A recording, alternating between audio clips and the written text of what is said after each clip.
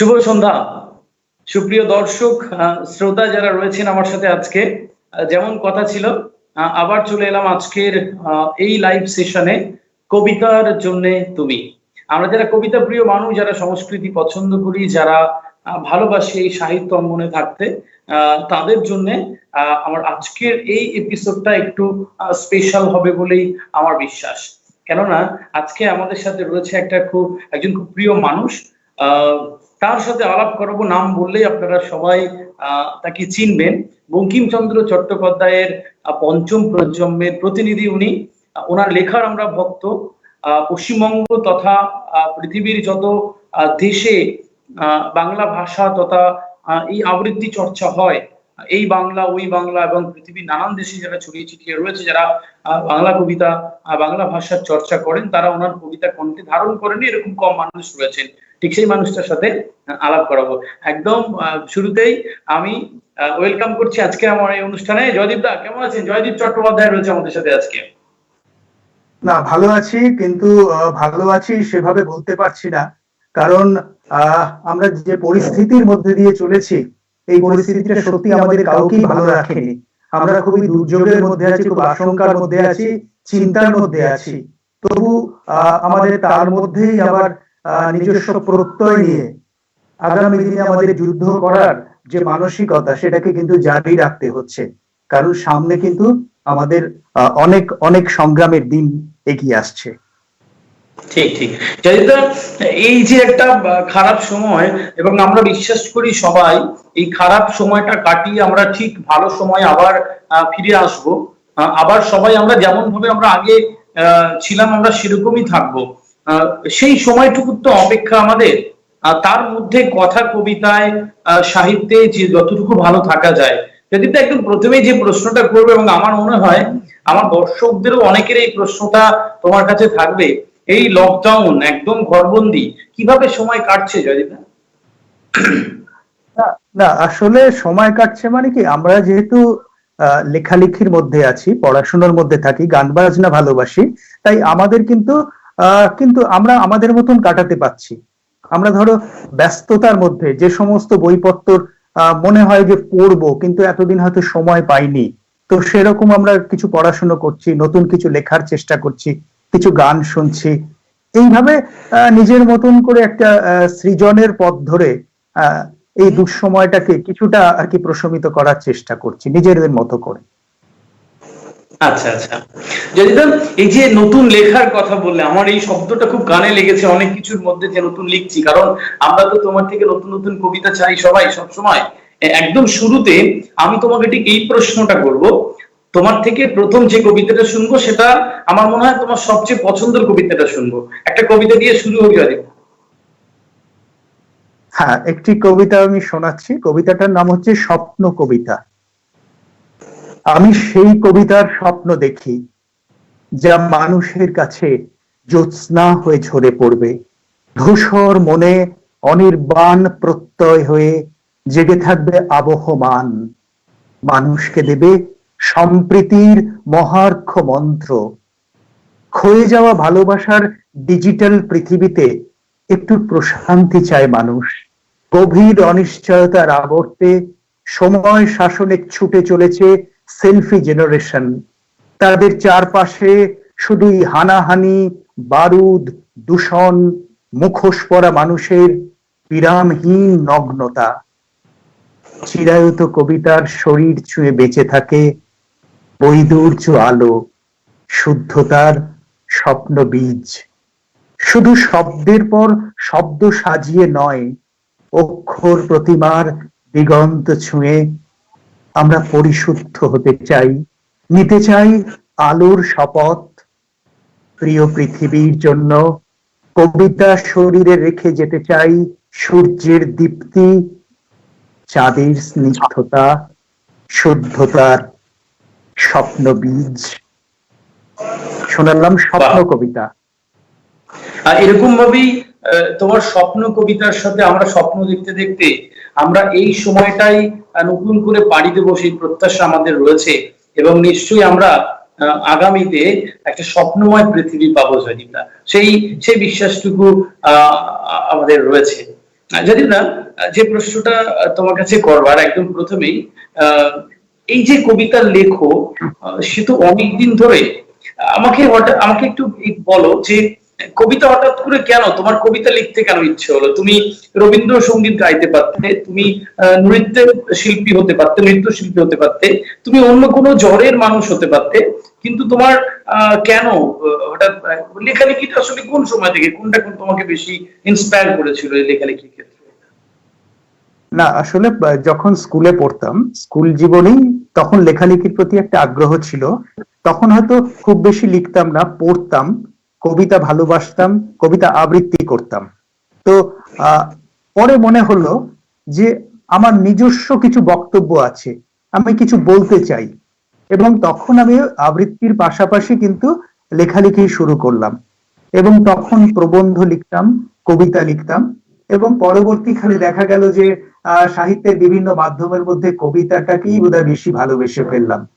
এবং তখন থেকে আহ নিয়মিত বলতে পারো, আহ 2000 2000 সাল থেকে 2000 সাল থেকে কবিতাটাই লিখে যাচ্ছি। এবং একেবারে প্রথমে যে সমস্ত কবিতা লিখেছিলাম সেগুলো কিন্তু আমার আবৃত্তি শিল্পী বন্ধুরা হাজার হাজার মানুষের কাছে পৌঁছে দিয়েছেন সেই সূচনা লগ্ন থেকে। তো তার জন্য কিন্তু আমি আমার বাচিক শিল্পী বন্ধুদের কাছে খুবই কৃতজ্ঞ, এটা বলতে পারি। বেশ, মানে সেই হচ্ছে কবিতা লেখার সময়, এবং সেখান থেকে তোমার এই জয়যাত্রা আজও অব্যাহত। না আসলে তো কবিতাটা একটা সাধনার ব্যাপার, জয়যাত্রা বলবো না, এটা একটা নিরন্তর সাধনা, একটা প্রয়াস। কারণ তুমি তো জানো, তুমি নিজেও লেখো, যে আমরা লিখবো বলে লিখতে বসলে সেভাবে হয়তো লিখতে পারি না। আমরা হয়তো মাথার মধ্যে বিভিন্ন ঘটনার যে অভিঘাত, যে তরঙ্গ, সেটা কিন্তু আমাদের মধ্যে অনেক সময় স্টোর হয়, এবং আমাদের মাথায় কিন্তু জিনিসটা থাকে। তো হয়তো 2 বছর আগে ঘটে যাওয়া কোনো জিনিস হয়তো আমাদের মুহূর্তে একটা স্পার্ক হয়ে আসে, কিছু শব্দ, কিছু লাইন চলে আসে। সেটা কিন্তু আমি চেষ্টা করে আসি না। হয়তো আমি কি বলবো তোমাকে, আমি চান করতে ঢুকছি বা আমি হয়তো অন্য কাজ করছি, কিন্তু হঠাৎ কয়েকটা লাইন চলে আসে। তো তখন সেই লাইনটা যদি লিখে ফেলা যায়, তারপরে কিন্তু সেই লাইনটা দিয়েই একটা কবিতা কিন্তু কি বলবো, কবিতা লেখা হতে পারে। এটা অনেক আমাদের সিনিয়র, হ্যাঁ, এবং সিনিয়র কবিরাও বলেছেন একসময়, নীরেন্দ্রনাথ চক্রবর্তী, নীরেন্দ্র আমার খুব স্নেহ করতেন, যে সবসময় না, ওই জন্য আমরা যারা কবিতা লিখি একটা পেন আর একটু কাগজ আমাদের রেখে দিতে হয় আর কি। কারণ মুহূর্তের মধ্যে যে ভাবনাগুলো আমাদের চলে যায় আর কি, আমাদের কাছে আসে, সেটা যদি না আমরা ধরে রাখতে পারি, তাহলে সেটা হয়তো আমরা সেই শব্দমালা কিন্তু আমাদের হয়তো আর আসবে না, এই আর কি। ঠিক ঠিক। যদিদা, খুব সুন্দর করে শুনলাম তোমার কবিতা লেখার যে সময়টা, বা কবিতার কিভাবে প্লট মাথায় আসে, সেই বিষয়টা কিন্তু আমরা বলছিলাম। যদিদা, এবার যেই প্রশ্নে তোমার কাছে যাব একদম সরাসরি, যে আমরা তো কবিতা চর্চা করছি, এ বাংলায় ও বাংলায় কবিতা চর্চা হচ্ছে। আমরা যদি আমাদের পশ্চিমবঙ্গের কথা বলি, সারা কলকাতা জুড়ে এবং শহরতলি এবং বহু জায়গাতে কবিতা চর্চা চলছে। কবিতা চর্চার যে মান বা অবস্থান যাকে বলি, তোমার মনে হয়, তুমি কি সন্তুষ্ট কবি হিসাবে যে যেরকম ভাবে চলছে, নাকি মনে হয় যে গুণমান আরো বাড়ানো উচিত, গুটি কয়েক কিছু মানুষ সুন্দর কবিতা বলা ছাড়া বাকিদের সেরকম ভাবে, নাকি মনে হয় যে না, বেশ সুন্দর করে সবাই চেষ্টা করছে, এতেই তো অনেক কিছু? তোমার এই অবস্থানটাকে কিরকম মনে হয়? না আমি বলবো যে কবিতাটাকে ভালোবেসে যে সবাই এগিয়ে আসছেন, সেটাকে আমি স্বাগত জানাচ্ছি। কিন্তু যে কোনো জিনিসের সাফল্য বা পারফেকশনের জায়গায় আসতে গেলে যে নিয়ত একটা চর্চার মধ্যে দিয়ে যেতে হয়, সেই চর্চাটা কিন্তু মানে সকলের ক্ষেত্রে কিন্তু সেভাবে আমি দেখতে পাচ্ছি না। এটা যেন একটু সরলীকৃত হয়ে গেছে, মনে হয়েছে আমার গলাটা একটু বেশ আছে, তাহলে আমি বোধহয় একটা অসাধারণ বলতে পারবো। আসলে কবিতা বলতে গেলে না, যে গভীর একটা কি বলবো, গভীর জীববোধ, কবিতাটার ভেতরে ঢুকে যাওয়ার যে একটা দক্ষতা যেটা তৈরি হয় ধীরে, কেমন, সেটা কিন্তু অত্যন্ত জরুরি। আমি তো কবিতাটাকে বুঝবো, আত্মস্থ করব, তারপর তো আমি হাজার হাজার মানুষের কাছে সেটা শোনাবো। কিন্তু আমি যদি নিজেই না বুঝি, তাহলে কিন্তু শুধুমাত্র এই সুন্দর করে গলা দিয়ে বললে সেটা উচ্চারণ হয়, কিন্তু কবিতার যথার্থ ভাব প্রকাশ হয় না। এবং আমি কিন্তু এইটাই এখন খুব দেখছি যে কবিতার ভেতরে খুব কম মানুষই ঢুকতে পারছেন কবিতাটাকে আত্মস্থ করা। এবং আমি যেটা বলি যে আমি যখন অন্য কোনো কবির কবিতা বলবো, আমি সেই মুহূর্তে মনে করবো এটা আমার কবিতা এবং আমি এটা কণ্ঠ দ্বারা, আমার বোধের দ্বারা পুনর্নির্মাণ করছি। তো কবিতাটাকে তো আমাকে বুঝতে হবে, তার প্রেক্ষিত বুঝতে হবে, তার বিভিন্ন ব্যঞ্জন আছে সেটা বুঝতে হবে, ছন্দ বুঝতে হবে, সবকিছু বুঝতে হবে। আমি জাস্ট দেখলাম, পড়ে দিলাম সুন্দর করে, সেটার বোধহয় কাঙ্ক্ষিত নয়।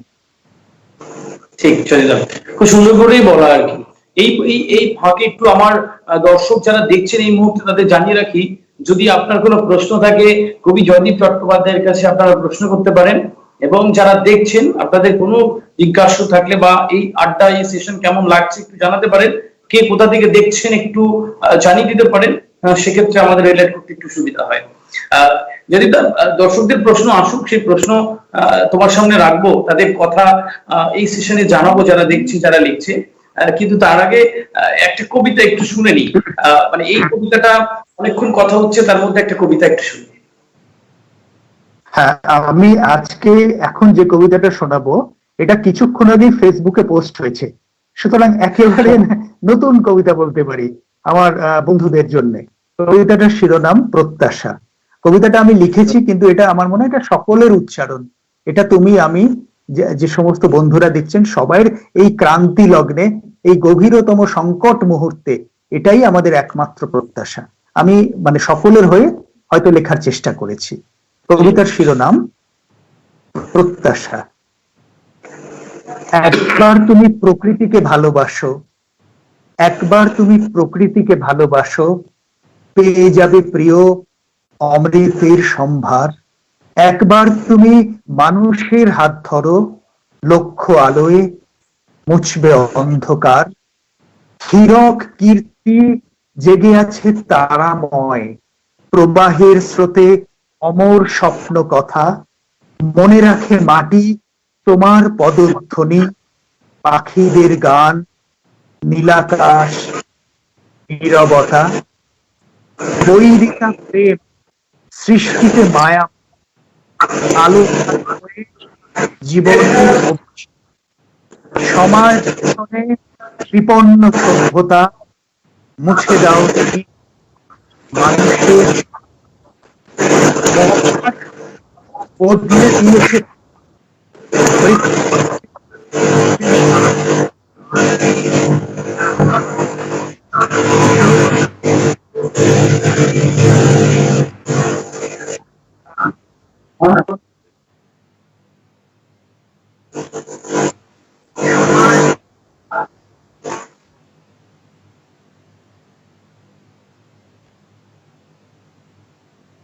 হ্যাঁ, একটু যান্ত্রিক বিভ্রাট ঘটছিল। মহামারী এসে বদলে দিয়েছে পৃথিবী, মৃত্যু মিছিলে বিশ্বের ক্রন্দন, সংকট ছুঁয়ে দুর্নীতি বিক্ষোভ, প্রত্যাশা শুধু সুস্থতা গৃহকোণ। ক্রান্তি লগ্নে সহায়তা হোক ব্রত, ঐক্য শপথে কাটুক অন্ধকার। দূরে থেকে আজ আরো কাছাকাছি এসো, স্বজন বন্ধু বিশ্বাসী পারাপার। একবার তুমি প্রকৃতিকে ভালোবাসো, পেয়ে যাবে প্রিয় অমৃতের সম্ভার। একবার তুমি মানুষকে ভালোবাসো, লক্ষ্য আলোয় মুছবে অন্ধকার।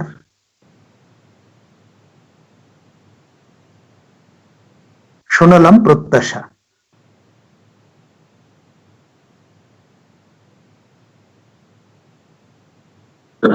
এরকম ভাবে প্রকৃতিকে ভালোবাসলে, এরকম ভাবেই বোধহয় একসাথে থাকলে আমাদের সেই প্রত্যাশার পারদে পৌঁছানো সম্ভব। যদি একটু জানিয়ে রাখি, এই মুহূর্তে দেখছি আমাদের সাথে অনেকেই রয়েছেন। সুব্রত গাঙ্গুলি, উনি বলছেন আমি রানাঘাট থেকে দেখছি। বেশ, মোহাম্মদ ইজাদ বৈদ্য রয়েছেন, দেখছেন। এমডি হাসান ভালোবাসা রিয়াক্ট পাঠিয়েছেন। বেশ, অনেকেই দেখছে, তাদের কথা আবার জানাবো, আপনারা থাকুন সাথে। আমাদের এই লাইভ সেশনে এই আড্ডাটা চলুন। যদি যারা কবিতা চর্চা করছে তাদের কথা তো হলো, তোমার কাছে যে প্রশ্নটা এবার আমার রাখবার ইচ্ছে, মনে করো আমরা যারা একটু একটু একটু লেখালেখি করি, শখের বশে লিখি, এই যে লেখার এই মুহূর্তে যে নবপ্রজন্ম রয়েছে যারা লিখছে বা যারা লেখালেখিতে নিজেদের হাত পাকাতে চাইছে, তুমি কি তাদের জন্য কোনো টিপস দেবে, নাকি মনে হয় যা মনে আসে তাই লেখো? তোমার কি আছে, কি কথা আছে তাদের জন্য? না না, আমি যেটা বলবো যে সাধারণ মানুষের জন্য এখনকার যে জরুরি বার্তা, সেগুলো যেন সেই মেসেজ সেটা যেন কবিতায় থাকে। কারণ আমি যেটা নিজে মনে করি যে আমার কবিতা লোকে কেন পড়বে বা কেন ভালোবাসবে, একটি কারণ, সেটা হচ্ছে আমি যেটা বলছি সেটা হয়তো তিনিও বিশ্বাস করেন, সেটা উনি বলতে চান, কিন্তু তিনি তো লেখক নন, তিনি লেখেন না। আমি তার প্রতিনিধি হয়ে হয়তো কিছু জরুরি কথা, এই সময়ের কথা আমি লিখলাম, তাহলে কিন্তু সে এই আমার লেখাটা ভালোবেসে ফেলবে, এবং এটাই আমার লেখার কিন্তু সার্থকতা। তুমি ভাবো না, রবীন্দ্রসঙ্গীতকে আমরা সবাই কেন ভালোবাসি? না, আমাদের জীবনের বিভিন্ন মুহূর্তের বিভিন্ন অনুভবের কথা ঘুরে ফিরে আসে। আমরা মনে করি যেন আরে এই গানটা তো বোধহয় আমার জীবনের কথাই বলছে, তো তখন আমরা অজান্তে সেই গানটাকে, গানের কথাগুলোকে ভালোবেসে ফেলি এবং মনে করি এটা যেন আমার জন্য লেখা। তো সেই জন্য লেখাকে শুধু আমার যেমন থাকবে সেরকম হাজার মানুষের হয়ে উঠতে হবে, তাহলেই কিন্তু কবিতাটা মানুষের কাছে পৌঁছাবে এবং মানুষ কবিতা পড়ে তৃপ্তি পাবেন, এটা বলবো না, মানুষ কবিতাটার কাছে আশ্রয় পাবে, কবিতাটাকে ভালোবেসে ফেলবে, কবিতা থেকে সাহস পাবে, কবিতা থেকে শক্তি পাবে, কবিতা থেকে বাঁচার প্রেরণা পাবে, এইটুকুই। বেশ বেশ, মানে নিজের কথা যেন সবার কথা হয়, লেখাটা এরকম হওয়া উচিত বলে আমার তোমার মনে হয়। বেশ, যদি না, এবং তার সঙ্গে আরেকটা কথা, যে যে সময়ের সংকট, যে অত্যাচার, অবিচার, অনাচার, পৃথিবীব্যাপী সংকট, সেগুলো কিন্তু কবি নিজের প্রজ্ঞা দিয়ে তার উপর আলো ফেলবেন। তিনি কিন্তু পার্টিকুলার কারোর দ্বারা প্রভাবিত নন, তিনি একক সত্তা, তিনি সত্যের কাছে একমাত্র দায়বদ্ধ, এটা কিন্তু মনে রাখতে হবে। কবি মানে শুধু লিখলে কবি নয়, তিনি কিন্তু তপস্বী, তিনি সাধক, তিনি একজন ঋষি। সুতরাং আমার উপর যদি কারোর প্রত্যক্ষ প্রভাব থাকে, তাহলে কিন্তু আমার লেখা সেভাবে কখনোই পৌঁছবে না, সেটা পক্ষপাত দুষ্ট হবে। ঠিক ঠিক। তো সেই জন্য লেখা থাকবে সাধারণ মানুষের পক্ষে, তাদের বাঁচার পক্ষে লেখা যেন সহায়ক হয়, এটাই। বেশ, আচ্ছা একটা প্রশ্ন করি, কবি জয়দীপ চট্টোপাধ্যায়ের প্রিয় কবি কে এই মুহূর্তে? না, ওইভাবে বলা যাবে না। প্রিয় কবি অনেক, আমার কবিতায় যেমন আমার সব কবিতা আমার কি ভালো লাগে, লাগে না, সেরকম এই সময় অনেকে ভালো লিখছেন।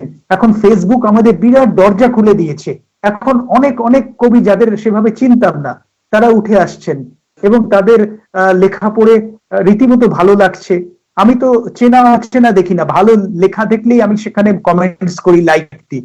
কারণ আমি মনে করি বাংলা ভাষায় সারা পৃথিবীতে যারা লিখছে, আমি সেই বৃহৎ পরিবারের একজন, আমার কিন্তু কোনো গোষ্ঠী নেই, তুমি জানো। সারা পৃথিবীর যে যেখানে লেখে সেটাই আমার গোষ্ঠী, আমি সেটা মনে করি। সেই জন্য যারা ওই শুধু ছোট্ট একটা গোষ্ঠীর মধ্যে থাকে, ওই শুধু গোষ্ঠীর মধ্যে একে অন্যকে বলে দারুণ লিখেছো, সংবর্ধনা দেয়, পুরস্কার দেয়, আমি ঠিক সেখান থেকে সরে গেছি অনেকদিন আগেই। এবং আমি মনে করি যারাই লেখালেখি চর্চায় আছেন বাংলা ভাষায় সারা পৃথিবী ব্যাপী, সবাই আমার অত্যন্ত কাছের মানুষ, আমরা একই পথের পথিক। বেশ, খুব সুন্দর করে উত্তর দিলে জয়দীপদা। জয়দীপদা, ওই যে আমরা যে একটা টালমাটাল সময় এই মুহূর্তে অবস্থান করছি, সত্যি সত্যি আমার যারা এই মুহূর্তে দর্শকরা রয়েছেন তাদের জন্যই আমার বলতে ইচ্ছে করে, ওই যে নষ্ট সময় করে খেলা বিচ্ছিন্ন দ্বীপের মতন একলা, কথা রাখেনি কথা দিয়েছিল যারা, একটা জীবন হেরেছিল, কিছু মুখ হেসেছিল মৃদু, আজ তোমায় বলি হেরে যেও, হারিয়ে যেও না শুধু।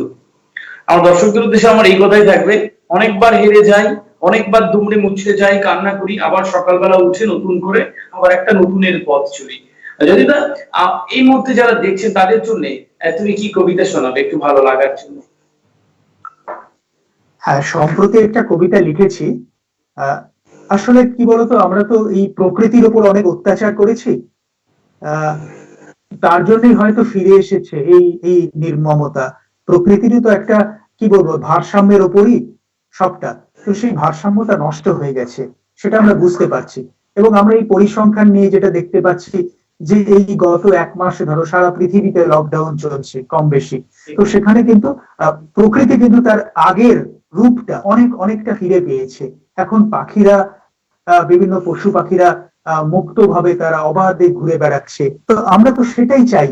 আমরা চাই প্রকৃতি বান্ধব জীবন, সেখানে প্রকৃতি, মানুষ, পশু পাখি পতঙ্গ সবাই আমরা মিলেমিশে অবস্থান করব।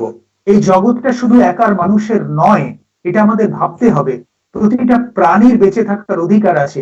আমরা এতদিন সেই অধিকারগুলো হরণ করেছি। আমরা উদ্ধত মানুষ, আমরা গর্বিত মানুষ, আমরা শুধুমাত্র নিজেদের কথা ভেবেছি। আমরা ভুলে গেছি যে সমস্ত প্রাণীদের বাঁচার অধিকার আছে।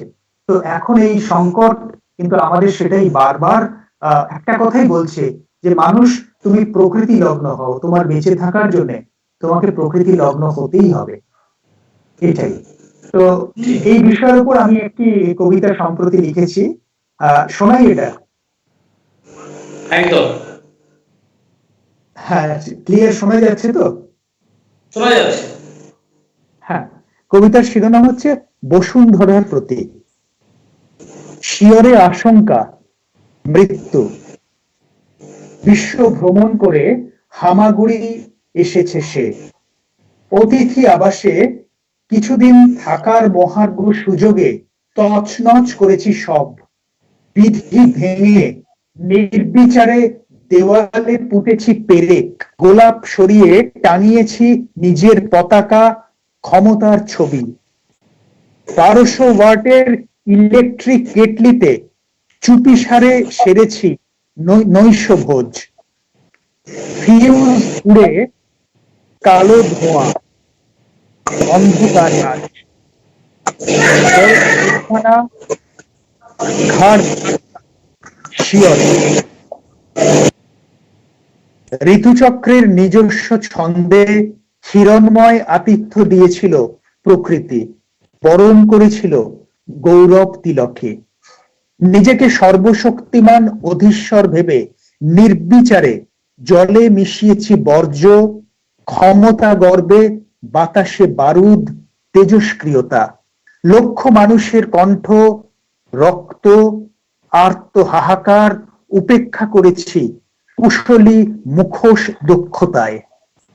নিজস্ব নিয়মে ভারসাম্য ফিরিয়ে আনে প্রকৃতি, মহাপৃথিবীর সঙ্গে তার নিবিড় সখ্য।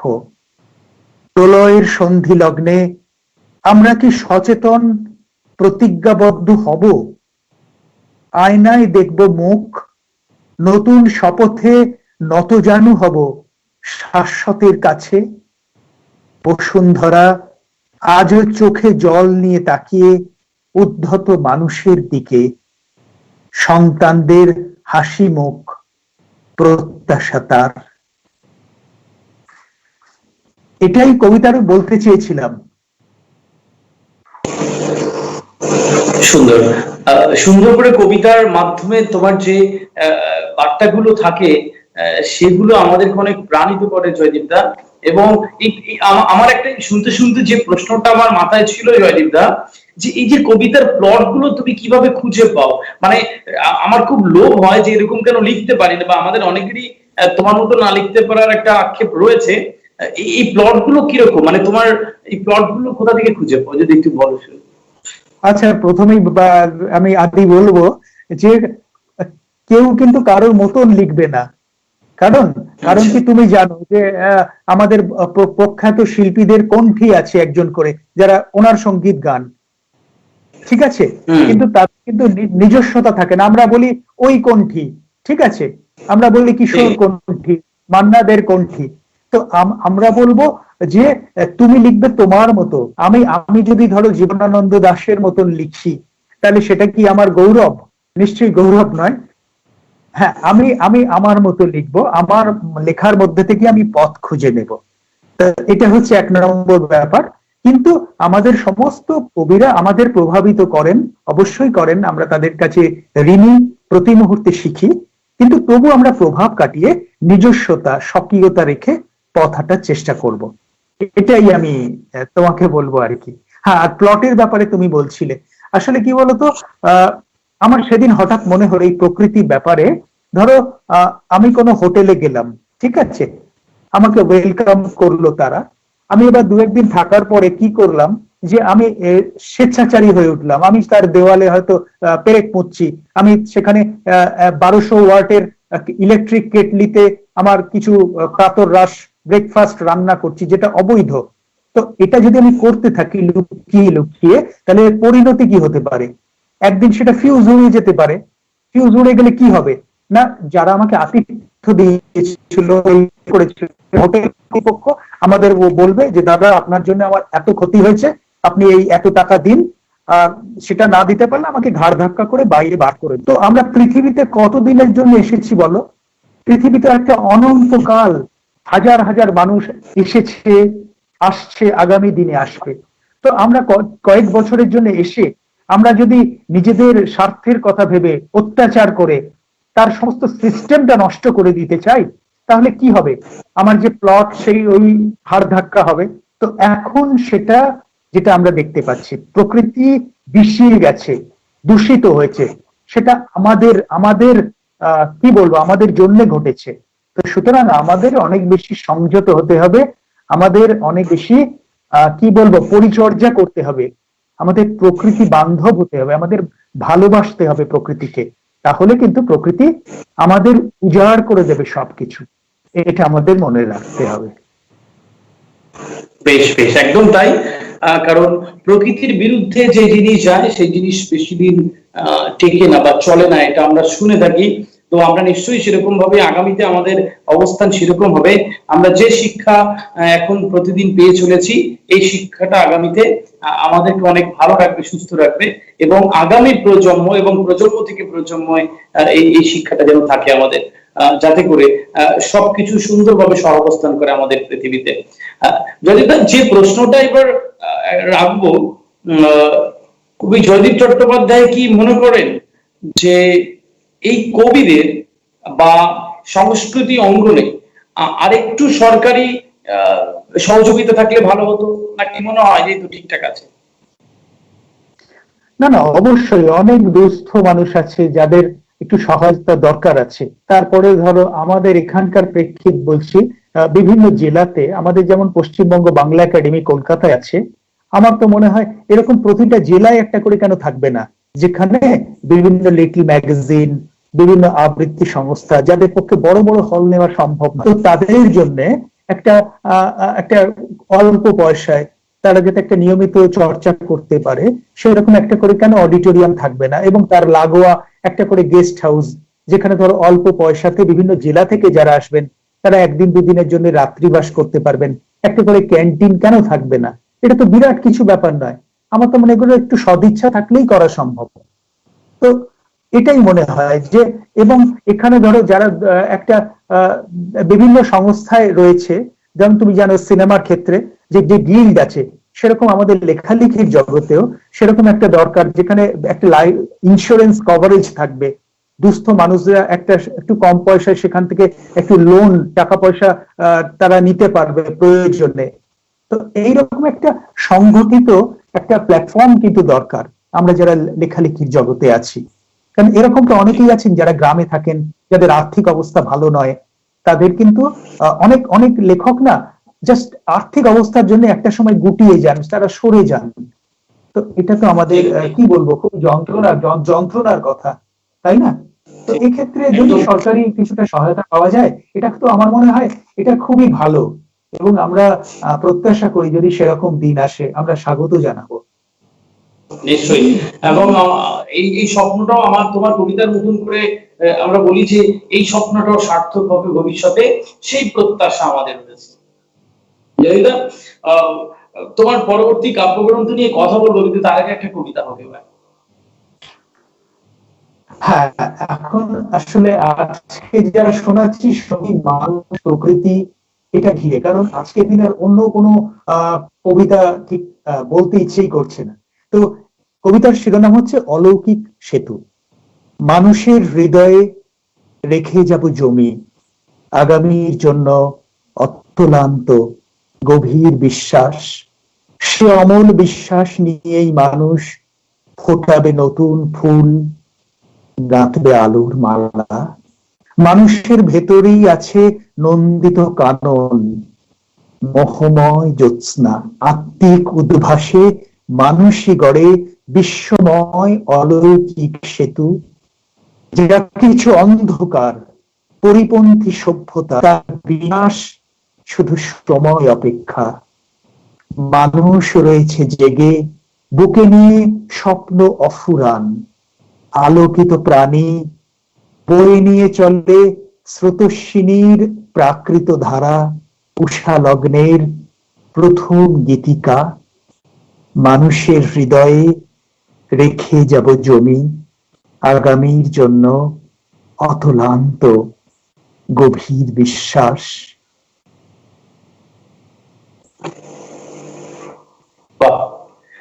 এরকম ভাবে মানুষের মনের ভেতরের জমিতে তোমার রেখে যাওয়া ভালোবাসা কবিতার ফসলগুলো থাকুক। আমাদের এইটুকু ভালোবাসা আমাদের সমস্ত দর্শক শ্রোতা এবং আমাদের পক্ষ থেকে তোমাকে এই শুভেচ্ছাটুকু থাক। দাদা, যে প্রশ্নটা এবার রাখবো, এই যে তোমার এবার যে তোমার কবিতা, তোমার লেখালেখি, এখন লকডাউন, আমরা বিশ্বাস করে একটা সময় পরে এই সময় চলে যাবে, খারাপ সময় থাকবে না, তোমার পরবর্তী কাব্যগ্রন্থ আমরা কবে পাচ্ছি? না, আমার তো কাব্যগ্রন্থ বড় ঘড়ির নিচে থেকে তুমি এই বইমেলাতেই প্রকাশিত হয়েছে, এবং এই বইমেলাতেই সেটা প্রথম সংস্করণ প্রায় নিঃশেষিত। তো দ্বিতীয় সংস্করণের জন্য আমাকে একটু কারেকশন করে টরে দিতে হলো, দু একটা বানান ভুল ছিল, তো তারপরেই লকডাউন হয়ে গেল। তো সুতরাং এর পরবর্তী কাব্যগ্রন্থ তো স্বাভাবিকভাবে আরো 3-4 মাস লাগবে, কিন্তু বড় ঘড়ির নিচে থেকে তুমি এই কাব্যগ্রন্থটা প্রকাশের 1 মাস পরেই নিঃশেষিত আর কি, তোমাদের শুভেচ্ছায় বলতে পারি। যদি তো একদম আমার কাছে আমার এই প্রশ্নটা ছিল, আমি তোমাকে কোনোদিন সামনাসামনি করতে পারিনি, আমার আজকের এই লাইভ সেশনে তোমাকে এই প্রশ্নটা করি। এই যে হাওড়া স্টেশন, বড় ঘড়ির নিচে থাকা, এই একটা আবেগ আমাদের কাছে, বাঙালির কাছে, আমরা যারা এই বঙ্গে বসবাস করি, মানে হঠাৎ করে তোমার এই নামটা দেওয়ার কেন মনে হলো যে কাব্যগ্রন্থের নাম হচ্ছে বড় ঘড়িটার নিচে থেকে তুমি, মানে এটা কেন জানি, কি কি ভাবনা থেকে এই নাম করো? না, আসলে প্লটটা এরকম হয়েছে যে যে নারী পুরুষ দুজনে, তো একজন আরেকজনকে বলছি যে তুমি বড় ঘড়ির নিচে থেকো, যাবই আমি সব কুয়াশা ঠেলে। ঠিক আছে, এইভাবে কবিতাটা শুরু হয়েছে, কিন্তু আমি এটাই বলতে চেয়েছি কবিতার মাধ্যমে, বড় ঘড়ি আমরা যারা বাঙালি, আর বাঙালি মানেই আমরা ভ্রমণ প্রিয়, ভ্রমণ রসিক, আমাদের পায়ের তলায় সর্ষে। তো আমাদের কাছে কিন্তু বড় ঘড়ি হাওড়া স্টেশন এটা কিন্তু সকলের কাছে অত্যন্ত ভালোবাসার এবং নস্টালজিক একটা, আমাদের কারোর কাছে এরকম কি বলবো, বড় ঘড়ির নিচে আমরা কখনো যাইনি এরকম বোধহয় মানুষ খুঁজে পাওয়া যায়। তো এটা বলা যেতে পারে একটা সংযোগের সেতু তৈরি, আমাদের কি বলবো, ভালোবাসার সম্প্রীতির একটা সেতু তৈরি হচ্ছে বড় ঘড়ি।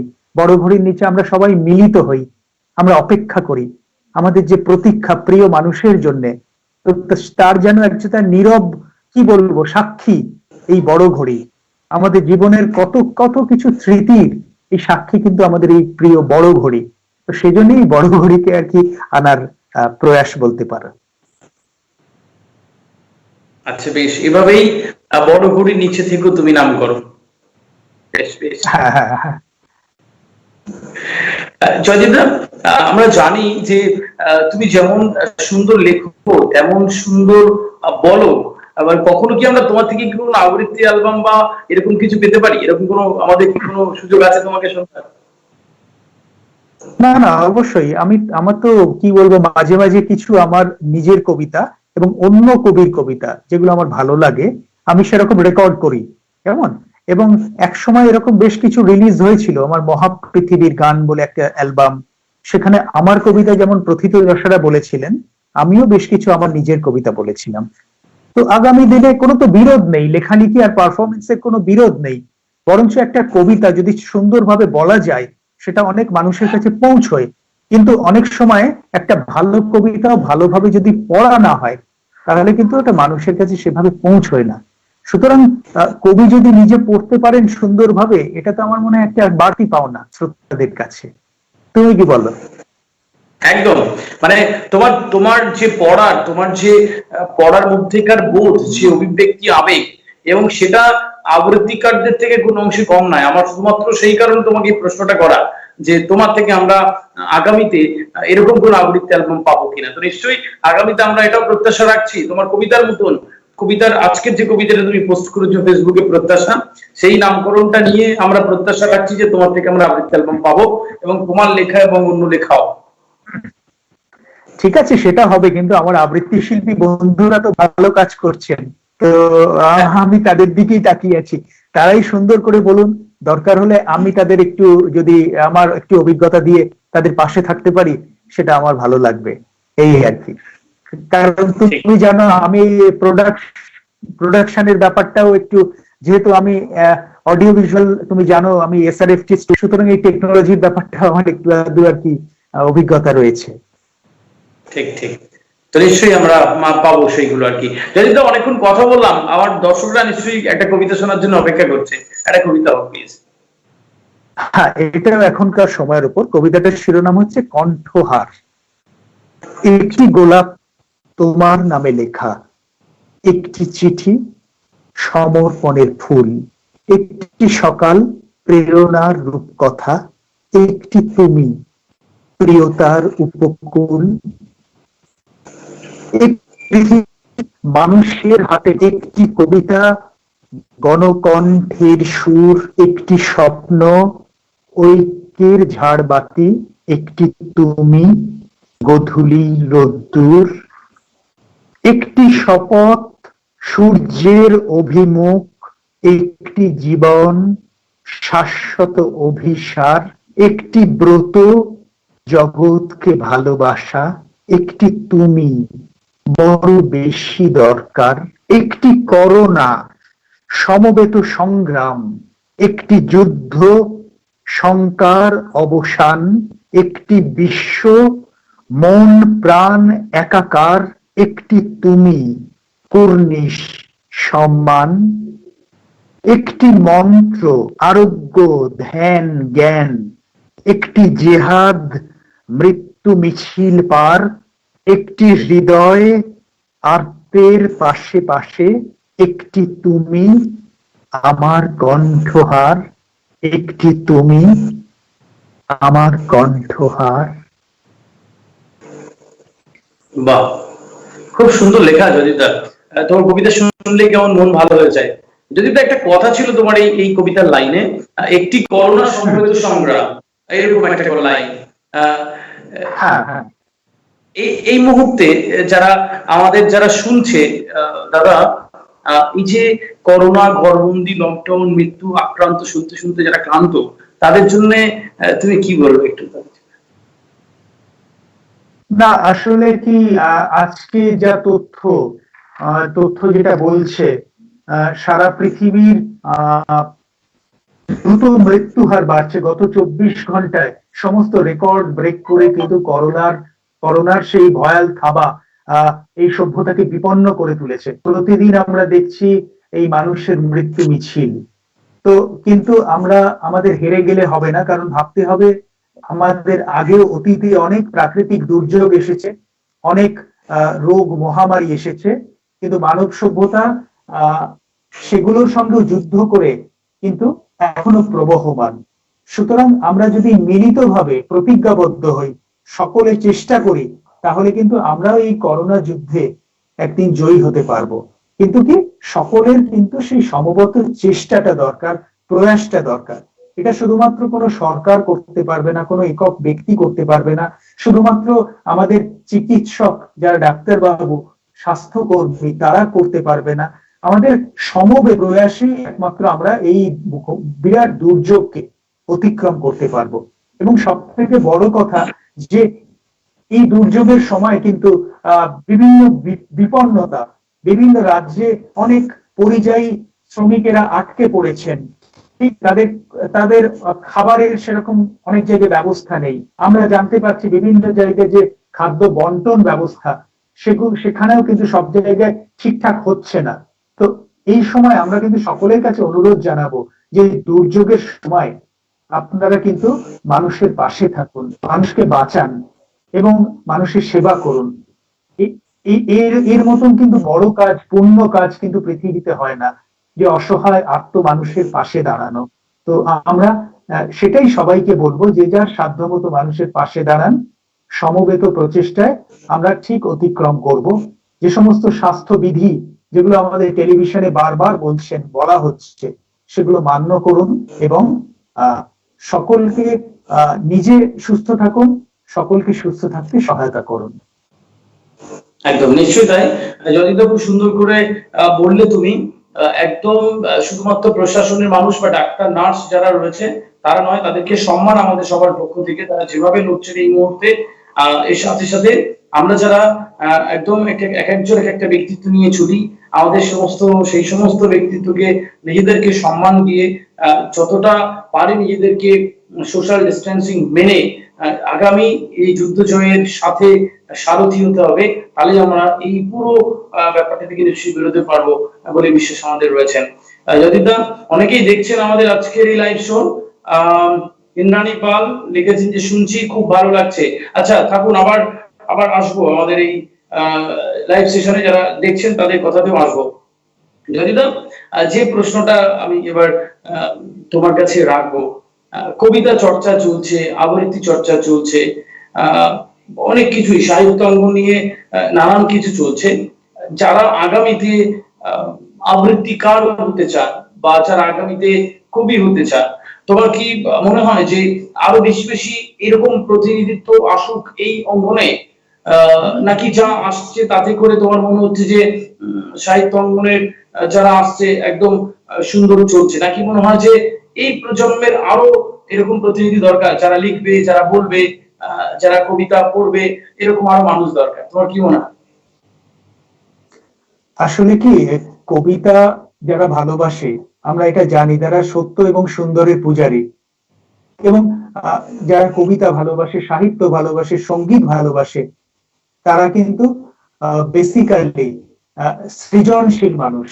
এবং সৃজনশীল মানুষ কিন্তু অনেক মানুষকে পাশে থাকে, তারা হাজার মানুষকে নিয়ে চলতে ভালোবাসে। সুতরাং আমরা অবশ্যই চাইবো যে ঘরে ঘরে মানুষ সুস্থ সংস্কৃতি শিল্পের চর্চা করুক। প্রতিটা ঘরে যদি এরকম মানুষ চর্চা করে, সেটাই আমাদের পক্ষে কাঙ্ক্ষিত হবে।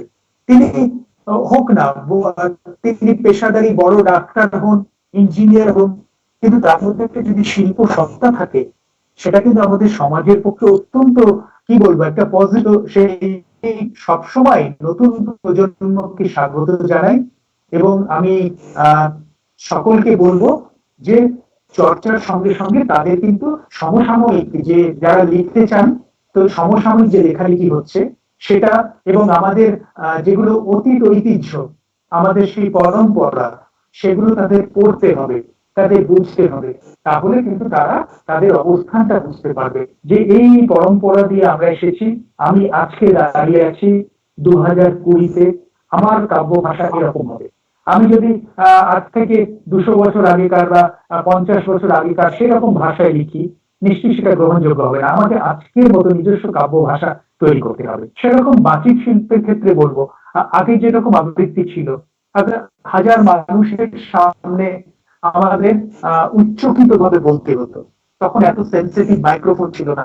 তখন আমাকে যেরকম যাত্রাতে, তুমি জানো, আমরা যাত্রাতে একসময় উদাত্ত ভাবে বলতে হতো, যেহেতু আমার হাজার হাজার, তো পরবর্তীকালে যে থিয়েটার এলো, তখন নির্দিষ্ট একটা সংখ্যক দর্শক। সুতরাং তখন কি হলো না, আমাদের সেই প্রকাশ ভঙ্গিটা অনেকটা কন্ট্রোল হলো, অনেক সীমিত ভাবে ব্যাপারটাকে আমরা উপস্থাপনা করলাম। তো এখন আমাদের কিন্তু এই কবিতা আমরা কিন্তু মাইক্রোফোনের সহায়, এবং সেটা অত্যন্ত সংবেদনশীল, সেন্সিটিভ মাইক্রোফোন। সুতরাং এখানে কিন্তু আমরা খুব বেশি উচ্চকিত করার কিছু দরকার নেই। এখানে অত্যন্ত স্বাভাবিক ভাবে যেভাবে আমরা কথা বলি, সেই রকম টোনে যদি আমরা ভ্যারিয়েশন দিয়ে আমরা সঠিকভাবে কবিতাটাকে বিশ্লেষণ করে, প্রথমে যে তার বোধ অনুযায়ী সেটাকে স্ক্যানিং করা, বেসিক ব্যাপার, স্ক্যানিং করা। এবার সেটাকে আমরা কোথায় আমরা জোর দেবো, কোথায় এমফ্যাসিস, কোথায় পজ দেব, এই সমস্ত ব্যাপারগুলোকে একটা বেসিক তৈরি করে নিতে হয় প্রথমে, নিয়ে এইবার আমাকে পরবর্তী উপস্থাপনার দিকে এগোতে হয়। তো বারবার কবিতাটা পড়তে হয়, পড়ে আমাকে সেটা আত্মীকরণ করতে হয়, এবং তারপর উপস্থাপনা। এবং অবশ্যই আমরা যেহেতু মাইক্রোফোনে বলবো, সুতরাং আমাদের মাইক্রোফোনটা বুঝতে হবে যে মাইক্রোফোন কি রকম, আমি কতটা ক্লোজে যাব। আমি আমি যখন উচ্চকিত কিছু বলবো, আমি তখন তো মাইক্রোফোনের সামনে বলবো না, তখন আমাকে অ্যাঙ্গেল মেনটেন করতে হবে। তো এই আর কি, আমাকে যেমন প্রয়োগ করাটাও বুঝতে হবে, সেরকম টেকনোলজিটাও বুঝতে হবে। আমি যখন ক্যামেরার সামনে বসবো, আমাকে তো ক্যামেরাটা বুঝতে হবে, ক্যামেরা অ্যাঙ্গেলটা আমাকে জানতে হবে। সেরকম এখন যেটা, যে আমার পারফেকশনের জন্য আমাকে কিন্তু এইসব ব্যাপারেও কিছুটা জানতে হবে। বেশ, যদি তো খুব সুন্দর করে শুনলাম, আমিও অনেক প্রাণিত হলাম এসব শুনবার পরে, অনেক কিছু জানলাম। এবং আপনারা যারা দেখছেন এবং এর পরেও যারা এই ভিডিওটি দেখবেন, তারা অনেক কিছু জানতে পারবে এই বিষয়ে। জানি তো, আমার শুনতে শুনতে যে প্রশ্নটা মাথায় আসছিল, যে এরকম কবিতা কর্মশালা, এরকম আবৃত্তি কর্মশালা কি আরো বেশি হওয়া প্রয়োজন? তোমার কি মনে হয়?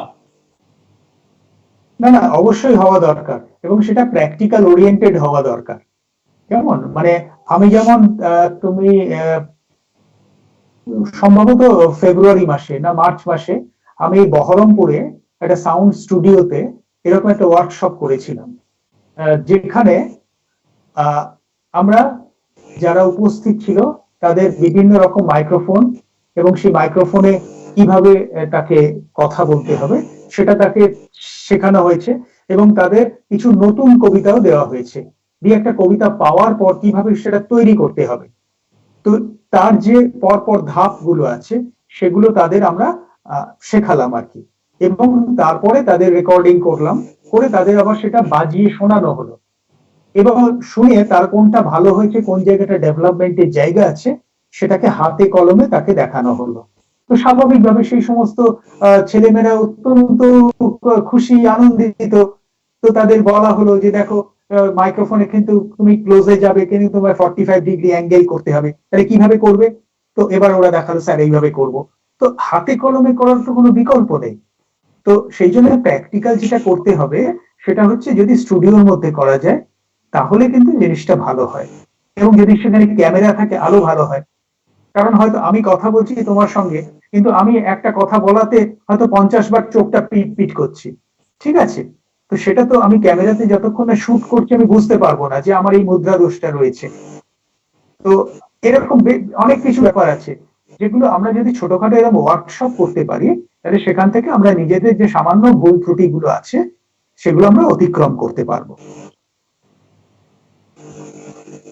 ঠিক ঠিক, একদম তাই। যদি তো খুব সুন্দর করে শুনলাম, এই যে ওয়ার্কশপের যে কেন করা প্রয়োজন, ওয়ার্কশপ কেন দরকার, এবং নিশ্চয়ই আগামীতে তুমি এরকম অনেক ওয়ার্কশপ করবে, এবং আরো আমরা এরকম ওয়ার্কশপে যোগদান করবো নিশ্চয়ই, সেই আশাটুকু রয়েছে। যদি তো অনেকক্ষণ কথা বললাম, একটা কবিতা হলে মন্দ হয় না। আমারও নিজের অনেক ইচ্ছা আরেকটা কবিতা শুনি, এবং আমার দর্শকরা আমার সাথে একমত হবে। ঠিক আছে, আমি শোনাচ্ছি। তোমার কণ্ঠেও কিন্তু আমি এরপর একটা শুনতে চাই। বাবা,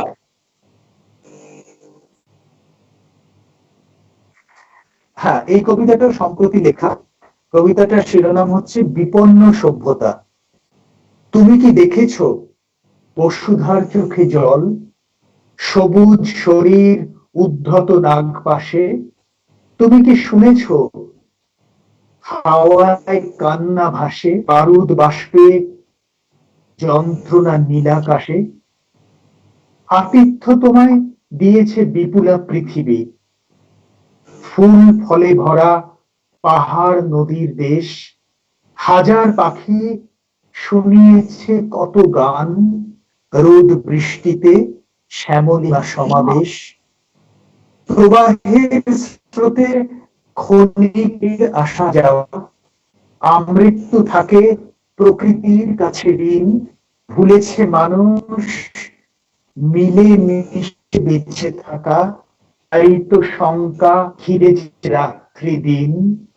ক্ষমতা নেশায় যুদ্ধ করেছো তুমি, মাটিতে মিশেছে কত প্রাণ হাহাকার। পৃথিবীটা যারা গড়েছে রক্ত ঘামে, বঞ্চিত তারা শতাব্দী পারাপার, বিপন্নতায় বন্দি তুমি আমি, প্রগতি বিশ্বে অসহায় ক্রন্দন, গণসমাধিতে কাঁদে গর্বিত সভ্যতা, এসো একসাথে মানবতা করি পণ, এসো একসাথে মানবতা করি পণ।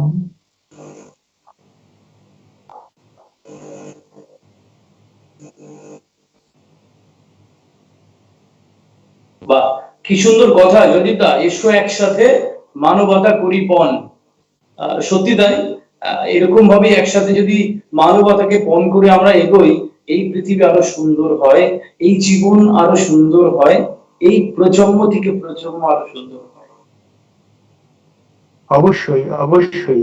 আসলে আমাদের কিন্তু প্রকৃতি এইবার বোধহয় ওটা কি বলবো, লাস্ট ওয়ার্নিং যেটা বলে, তো সেরকম কিন্তু আমাদের কাছে এখন কিন্তু আমাদের অত্যন্ত সতর্ক হতে হবে, প্রতিটা পদক্ষেপ বুঝে ফেলতে হবে যে আমরা এই জলা জমিটাকে এক্ষুনি ফ্ল্যাট করব, না এই এই যে বাস্তুতন্ত্র এটা আমরা সযত্নে রাখবো। এগুলো কিন্তু আমাদের কিন্তু এখন প্রতিটা পদক্ষেপ অত্যন্ত বুঝে আগামী দিনে নিতে হবে, এবং সেটা আমাদের বলতে সারা পৃথিবীর মানুষকে বলছে, এই আর কি। যদিদা একদম শেষ পর্যায়ে রয়েছে আমাদের আজকের এই লাইভ সেশনের, যে প্রশ্নটা একটু টুক করে করে ফেলবো, আগামী 5 বছরে আমি যদি ধরি, কবি জয়দীপ চট্টোপাধ্যায় নিজেকে কোন জায়গায় দেখতে চায়? না না, এরকম কথা নয়, আসলে হচ্ছে যে এরকমই সবাই ভালোবাসা, সকলের ভালোবাসা শ্রদ্ধায় যেভাবে আছি তোমাদের সঙ্গে, আমি সেভাবেই থাকতে চাই। আমার লেখা হয়তো গৃহীত হবে, ঠিক আছে, মানুষের কাছে গৃহীত হবে, বিভিন্ন ভাষা এখন যেমন অনুদিত হচ্ছে সেরকম আগামী দিনে হবে, কিন্তু আমি সবসময় আজকে যেমন তোমাদের কাছে আছি, যে তোমাদের জয়বিদ্যা আমার, তোমরা যেমন আমার ভাই, আমি এরকম সেই বন্ধুতায় এই প্রীতিময়তার সম্পর্ক নিয়েই কিন্তু বাঁচতে চাই, এবং আমি এভাবেই থাকতে চাই, একেবারেই সাধারণ মানুষ হয়ে বিশ্বাস।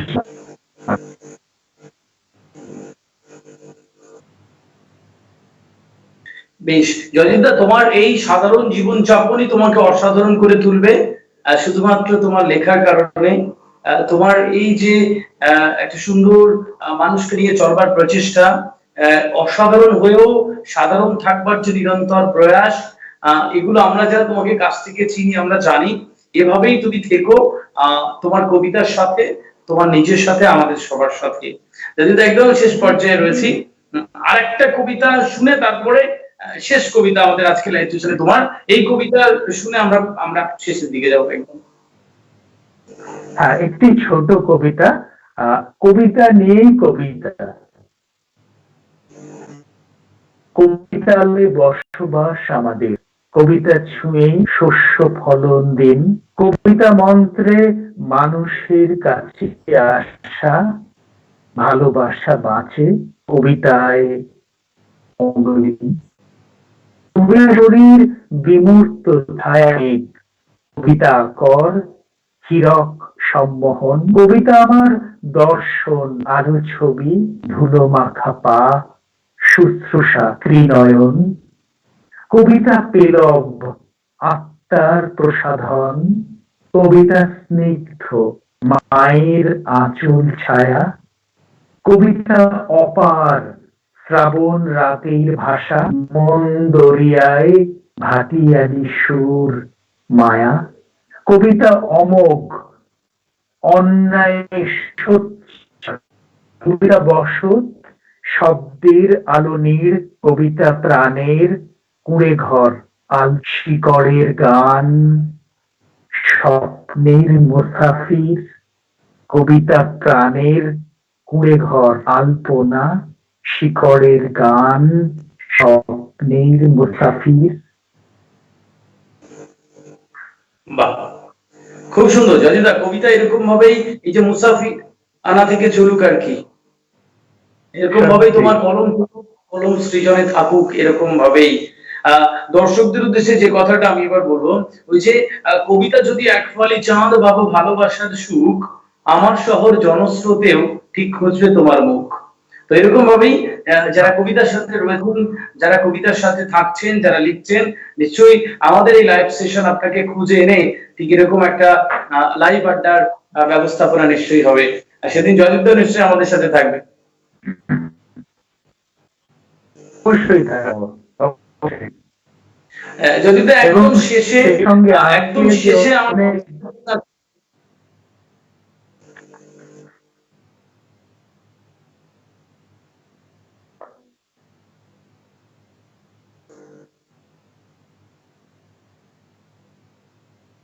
জয়দীপদা একদম শেষে আমার দর্শকদের কি বলবেন? হ্যাঁ, আমি নতুন বছরের শুভকামনা জানাচ্ছি। তো কবিতার শিরোনাম হচ্ছে স্বপ্ন পাখি। নতুন বছরে কাটুক অন্ধকার, মুক্ত জীবন, স্নেহাশিস বসুমাতা, মুছে যাক যত পাপাচার মহামারী, উজান শরীরে ভেসে যাক ঝরা পাত। চারিদিকে শুধু মৃত্যু প্রতিধ্বনি, প্রগতি বিশ্বে অসহায় হাহাকার। বিশ্বপল্লী সমব্যথী আছে, করছে লড়াই বিজ্ঞান দুর্বার।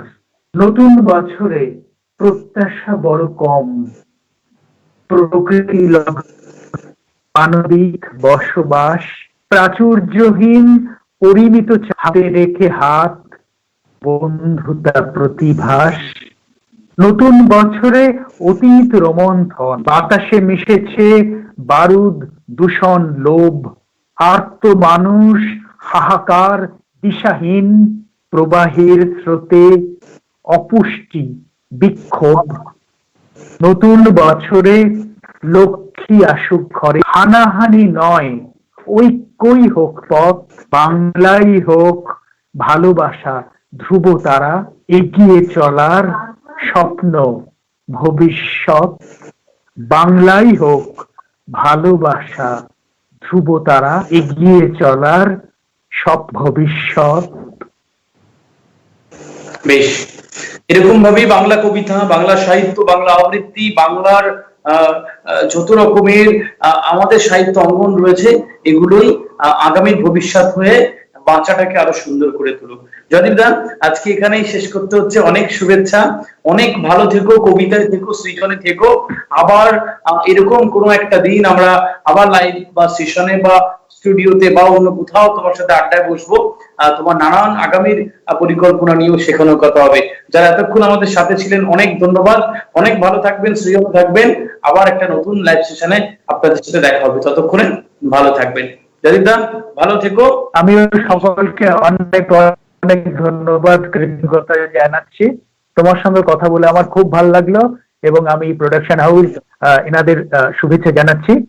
নিশ্চয়ই আগামী দিনে আমাদের দেখা হবে। সবাই ভালো সাবধানে থাকবেন। নমস্কার। নমস্কার।